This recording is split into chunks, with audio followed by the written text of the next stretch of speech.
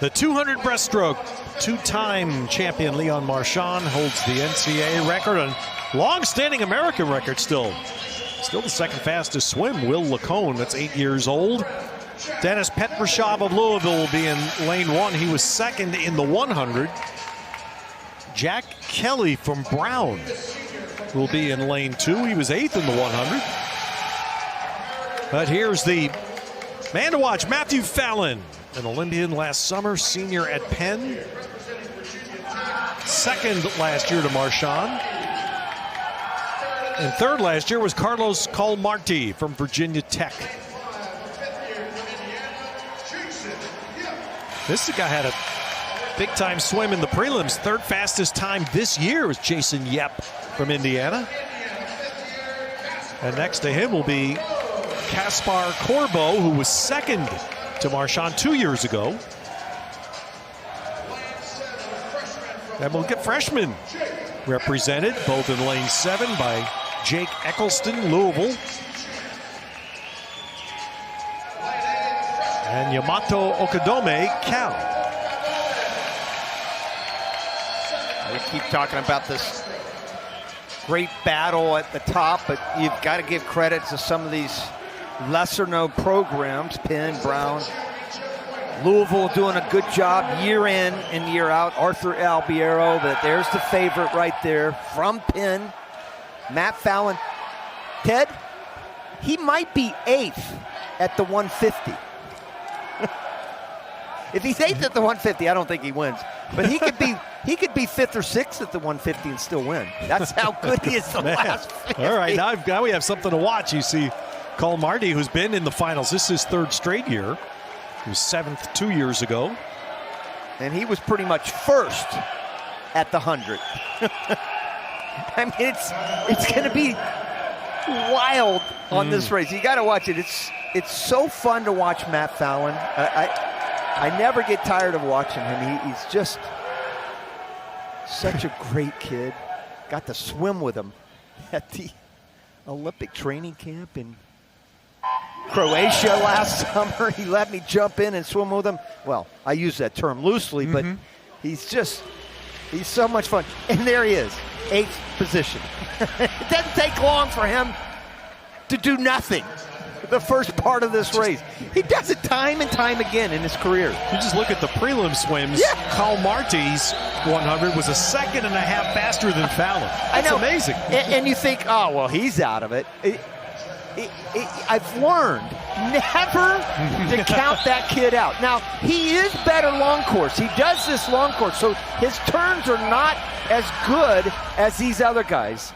But he can still chase him down. He cannot let anybody in this field get too far ahead. When I say too far ahead, I'm saying more than a body length at the 150. You're amazed. At the 100, Matthew Fallon is dead last. What did I say? I said he'd be 8th at the 100. Dead last. He won't be 8th at the 150, not anymore. He was 8th at the 150 this morning. He won't be tonight because he knows he has to make his move earlier. He did exactly what he needed to do to get himself in the final, and here he comes. Remember, 8th at the 100. What is he now, Ted? He is now 3rd. Yep of Indiana with the lead. Colmarti, Virginia Tech 2nd. So it's right in the middle of the pool. This would be huge for Indiana, and if they can win and somehow get this. Boy, Fallon's got to do it all this last 25, and look at Yep go. And it's Yep, Colmarti, Fallon. Yep's going to hang on. Yep. And Indiana gets the win. Jassen Yep wins it. Fallon gets 2nd. Colmarti, Virginia Tech 3rd. Well, what a day. Jassen Yep, 2 great swims on the same day. 3rd fastest time in the prelims. Fastest time this year to win the national championship. And he becomes, there's Ray Lewis, lots of hugs going around. He becomes the 3rd fastest swimmer in history in this event, only behind Leon Marchand and Will Lacone. Wow. back and forth with these emotions of each team. Remember, Texas did not have a swimmer in that final. There's Matt Fallon, dead last. Yep, he's not last at the 100, that's for sure. He's second. Ted, good point on Yep. 52 flat, he was second going out. So he's 56.3 coming back.